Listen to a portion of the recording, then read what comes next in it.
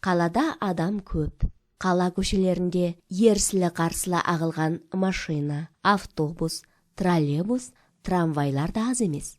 Сен мектепке 1-ші сыныпқа келдің. Күнделікті енді мектепке баруыңа тура келеді. Көшеде өзіңді қалай ұстайсың?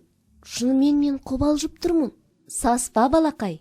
Автокөліктердің арасынан дұрыс жол тауып өту үшін сен көшеде жүру тәртібінің негізгі ережелерін білуің керек. Мен саған бәрін үйретемін. Жақсылап тыңда.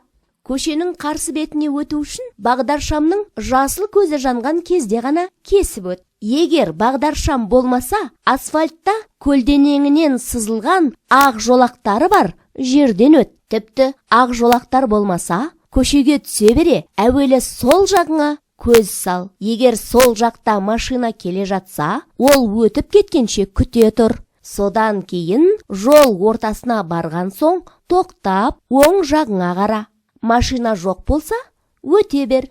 Жүріп келе жатқан машинаның алдынан өтуші болма. Аялдамада тұрған автобустың немесе троллейбустың тек артқы жағынан өт. Сонда сен оның соңынан келе жатқан машинаны дер кезінде көресің.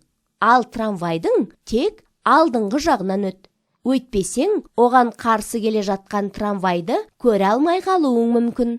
Балақай, көшеде жүру ережесін ұмытпа. Әрдайым есіңде сақта.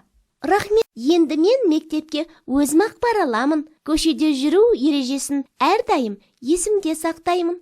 Сау болыңыз.